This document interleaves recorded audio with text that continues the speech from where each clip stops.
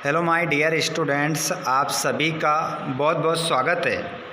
आपका जो संस्कृत विषय का पेपर है, बहुत सारे बच्चों के मुझे कॉल आए हैं और कमेंट आ रहे हैं कि सर मात्र मैं 2 नंबर से संस्कृत में फेल हो गया हूँ। किसी के कमेंट आए हैं कि 3 नंबर से, कोई 4 नंबर से, कोई 5 नंबर से और तो और बहुत सारे बच्चे ये भी कह रहे हैं कि संस्कृत में सर कुछ आईएमपी क्वेश्चन बता दीजिए, हम पास हो जाएंगे। क्योंकि आप लोगों ने कॉपी में कुछ भी नहीं लिखा है, इस कारण से आप फेल हुए हैं। तो देखिए, कोई 2 नंबर से फेल होता है क्या, कोई 3 नंबर से फेल होता है क्या? ये बहुत कम, अगर आप फेल हुए हैं तो बहुत कम स्कोर से फेल हुए हैं। मतलब आपको फेल इसमें होना ही नहीं चाहिए था। आपने जो सबसे बड़ी गलती की है वो ये की है कि आपने अपनी कॉपी में कुछ भी नहीं लिखा है। तो अब आप चिंता छोड़ दीजिए। अब संस्कृत में पास करवाने की जिम्मेदारी मेरी है। अगर आपको पास होना है तो वीडियो को लास्ट तक देखिएगा। पूरा का पूरा क्वेश्चन पेपर किस प्रकार से आपका बनेगा, 75 नंबर का, किस प्रकार आप 75 में से 75 नंबर लेकर आ सकते हैं, मैं आप लोगों को बताऊंगा। ज़्यादा नहीं, अगर आपकी क्षमता नहीं है कि आप नहीं ले सकते इतने मार्क्स, तो आपको मैं पास करवा दूंगा। बस वीडियो को लास्ट तक देखिएगा। क्या क्या हमें याद करना है, क्या क्या हमें लिखना है, सब कुछ हम बात करने वाले हैं इस वीडियो में। आइए फ्रेंड्स, तो बिना देर के हम स्टार्ट करते हैं, चलते हैं संस्कृत के पेपर के सॉल्यूशन की ओर। आपका जो पेपर है वो रहेगा 28 मई को। 28 मई का पेपर आपका होने वाला है संस्कृत विषय का रुक जाना नहीं परीक्षा 2024। 28 मई पेपर पूरा छपने वाला है। किस प्रकार से आएगा देखेंगे, पूरा क्वेश्चन पेपर देखेंगे। देखिए, सभी प्रश्न करना अनिवार्य है और प्रश्नों के सामने ही प्रश्न कितने नंबर का है उसके अंक दिए हुए हैं। आइए बच्चों, एक एक क्वेश्चन को समझाऊंगा, ध्यानपूर्वक समझिएगा। अपने हाथ में कॉपी और पेन उठा लीजिए और इन सभी प्रश्नों को नोट कर लीजिएगा। चलिए स्टार्ट करते हैं पहले प्रश्न से। यहाँ पर पहला क्वेश्चन है, मम पदे विभक्ति अस्ति। यहाँ पर पूछ रहा है कि मम में कौन सी विभक्ति है। तो यहाँ पर आपकी जो विभक्ति हो जाएगी मम में, वो षष्ठी विभक्ति आपका करेक्ट आंसर हो जाएगा। ध्यान रखिएगा, मम में कौन सी विभक्ति होती है? षष्ठी। रमः शब्दस्य चतुर्थी विभक्ते एकवचने शब्द रूपम भवति। यहाँ पर आपको बताना है रमा शब्द की चतुर्थी विभक्ति एक वचन रूप क्या बनेगा। तो यहाँ पर बच्चों आपका बन जाएगा रमाए। रमाए आपका करेक्ट आंसर हो जाएगा। अगला क्वेश्चन है, राज्ञः पदे विभक्ति अस्ति। राज्ञ में विभक्ति बताना है। तो राज्ञ में जो विभक्ति हो जाएगी बच्चों, इसमें हो जाएगी आपकी तृतीय विभक्ति। तृतीय विभक्ति आपका करेक्ट आंसर यहाँ पर हो जाएगा। अगला क्वेश्चन, फलम पदे विभक्ति अस्ति। यहाँ पर फलम पद में विभक्ति पूछ रहा है, तो विभक्ति आपको पढ़नी पड़ेगी। यहाँ पर जो विभक्ति हो जाएगी वो हो जाएगी आपकी प्रथमा। प्रथमा आपका करेक्ट आंसर होगा। और अधोलिखितेषु अव्ययमस्ति। आगे जो पद लिखे गए हैं उनमें से अव्यय है।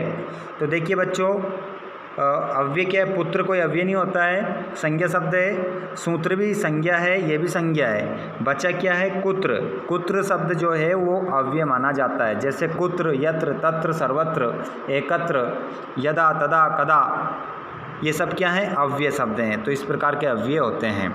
अगला प्रश्न है, अधोलिखितेषु अव्ययम नास्ति।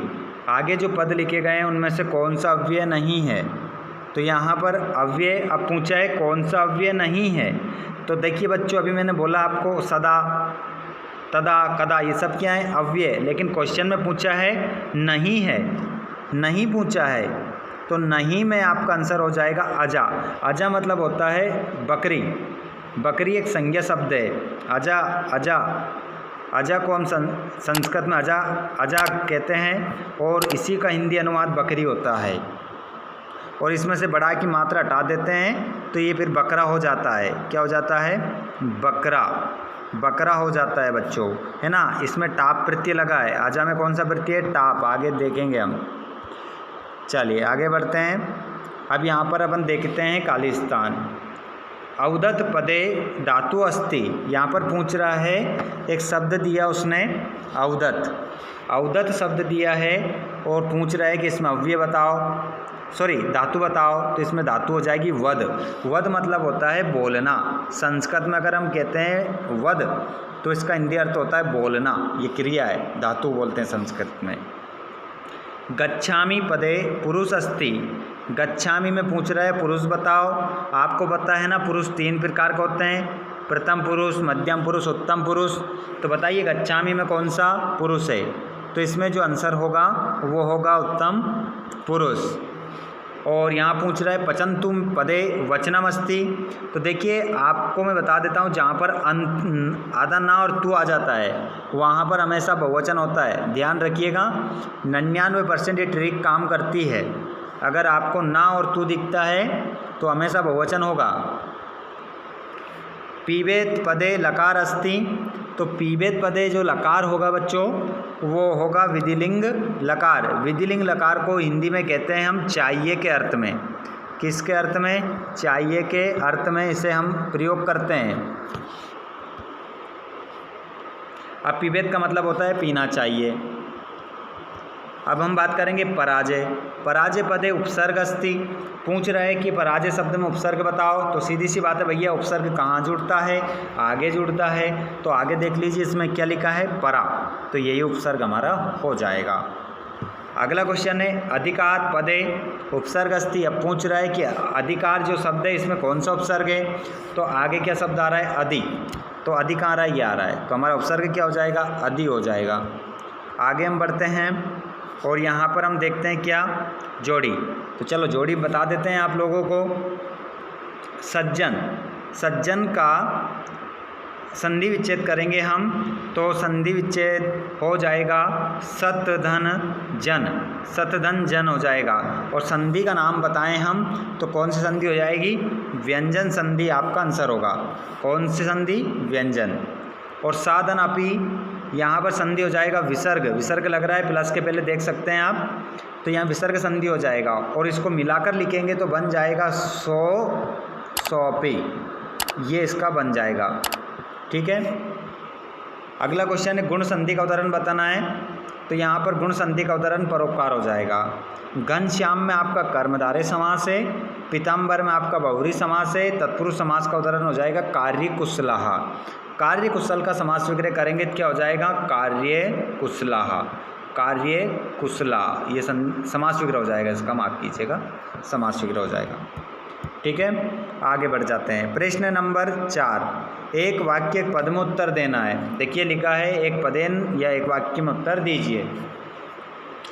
चलिए तो दे देते हैं। अभी हमारे भाई हमारी बहनें जो एग्ज़ाम देने वाले हैं, आप सभी से रिक्वेस्ट है कि इस वीडियो को एक बार शेयर ज़रूर कर दें। और आपको पास करवाने की जो हमारी मेहनत है अगर अच्छी लग रही है तो वीडियो को लाइक कर दीजिएगा। मेरे सभी जो भाई बहन हैं जो भी परीक्षा देने वाले हैं, मैं चाहूँगा कि आप सभी अच्छे अंकों से पास हो जाएं इस बार।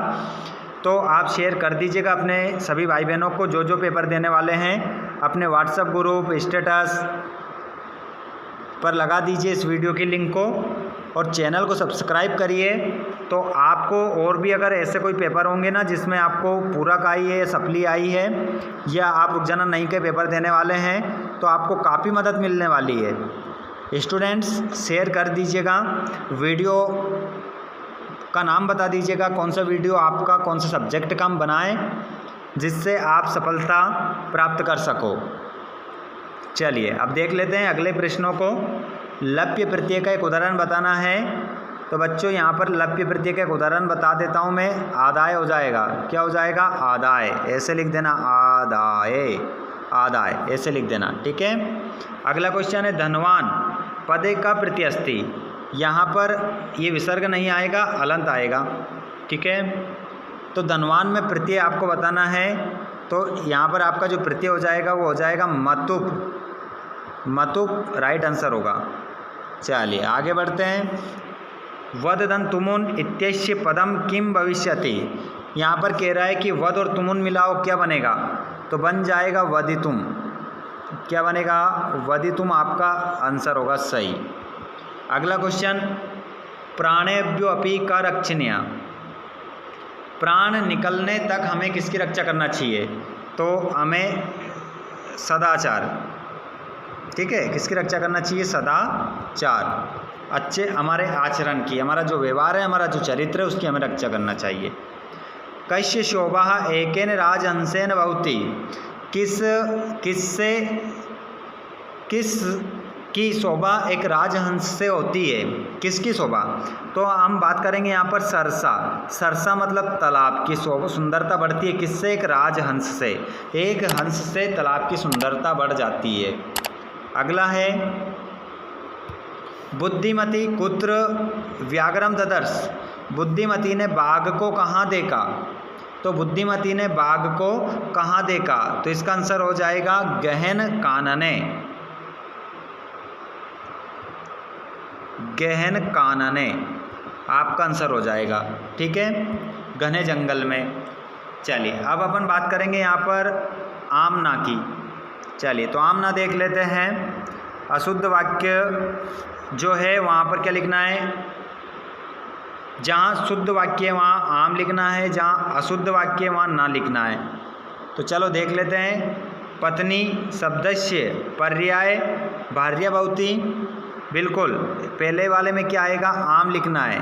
आपको कभी भी सत्य, संस्कृत में सत्यापत्य, सत्य और असत्य नहीं लिखना है। सत्यापत्य इसमें अगर आपने लिख दिया तो नंबर नहीं मिलेगा।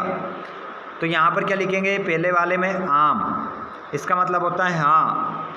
अधुना पदस्य पर्याय अत्र भवति, अधुना का पर्यायवाची अत्र होगा तो इसका भी आम हो जाएगा, दोनों में आम आ जाएंगे। चलो तीसरा, सूर्योदय पदस्य विलोम दिवसा अस्ति, ना, इसमें ना लिखेंगे। शिव पदस्य विलोम अशिव अस्ति, आम, इसमें वाम आ जाएगा। अगला, दुर्लभम वृषभम इत्यत्र दुर्लभम विशेषण पदम अस्ति, बिल्कुल इसमें वाम होगा। अगला क्वेश्चन, क्रुद्ध कृष्यकः इत्यत्र क्रुद्ध विशेष्य पदम अस्ति, यहाँ पर आपका ना हो जाएगा, ठीक है, ध्यान रखिएगा। अब बाकी मैं आप लोगों को यहाँ पर 2 नंबर, 3 नंबर, 2 नंबर और 4 नंबर के सभी क्वेश्चन बताने वाला हूँ। आपको अपने हाथ में एक परीक्षा अध्ययन ले लीजिए, अगर पास होना है तो परीक्षा अध्ययन ले लीजिए। सभी स्टूडेंट्स परीक्षा अध्ययन ले लीजिए और उसमें आपको ये क्वेश्चन मिलाने हैं, ये क्वेश्चन मिलाने हैं, टिक करना है और उसका आंसर लिखा होगा वहीं पर, याद करने हैं। देखिए पास होना है, इतनी मेहनत करनी पड़ेगी। यहाँ पर जो बता रहा हूँ इतना पढ़ लीजिए, एक ही वीडियो से मैं पास करवाने की गारंटी ले रहा हूँ। यहाँ पर आपको किसने किससे कहा, ये परीक्षा अध्ययन में आपको मिल जाएगा। फ्रेंड्स अपने जो दोस्त ऐसे हैं जो पास हो गए हैं उनसे किताब ले लीजिए, कॉपी ले लीजिए और ये पढ़ लीजिए, पास होना है तो। और अपठित गद्यांश पद्यांश इसी में से ढूंढकर आपको उत्तर देना है, आसानी से मिल जाएगा। लास्ट में मैं आपको 4 नंबर वाला क्वेश्चन करवा रहा हूँ, अपठित करवा दूंगा। ये वाला देखो कैसे, ये जो 4 क्वेश्चन है ना, यहीं से इसके क्वेश्चन, इन क्वेश्चनों के आंसर इसी में हैं। पहले का बता देता हूँ। धर्मस्य प्रथम साधनम किम, ये देखो लिखा है आंसर, शरीरम धर्मस्य प्रथम साधनम अस्ति, ये आंसर है देखो पहले वाले का। ऐसे सभी आंसर यहीं मिल जाएंगे। बाकी यहाँ पर आपको अवकाश का प्रार्थना पत्र याद कर लेना है, छात्रवृत्ति का और अवकाश का याद कर लेना अच्छे से। और प्रश्न नंबर 23 में आपको क्या करना है, इसमें आप लोगों को संस्कृत भाषा का निबंध और कालिदास का 2 निबंध याद करके चलना है, दोनों में से एक आएगा, ठीक है। 4 नंबर का यहाँ है ये। तो बच्चों ये पूरा कर लीजिए, अगर पास होना है गारंटी के साथ 100% आप पास हो जाएंगे, इसी वीडियो से हो जाएंगे। लेकिन आपको जितना मैंने बताया उतना आपको याद करना पड़ेगा, ठीक है। तो इतना याद कर लीजिए। जो फ्रेंड्स हमारे जुड़ रहे हैं क्लास में, वीडियो को लाइक नहीं करा है तो लाइक ज़रूर कर दीजिएगा। अपने फ्रेंड्स को शेयर कर दो यार, बहुत मेहनत लगती है आप लोगों को पास करवाने में, तो आप शेयर कर दीजिए और चैनल को सब्सक्राइब कर लीजिए ताकि आपको दूसरे वीडियो भी मिल सकें जिसमें आपको सप्ली या पूरा का ही है या आप रोजाना नहीं की पेपर दे रहे हैं। तो आप चैनल को सब्सक्राइब करके घंटी के बटन को ऑल पर ज़रूर करिएगा। धन्यवाद। Thanks for watching.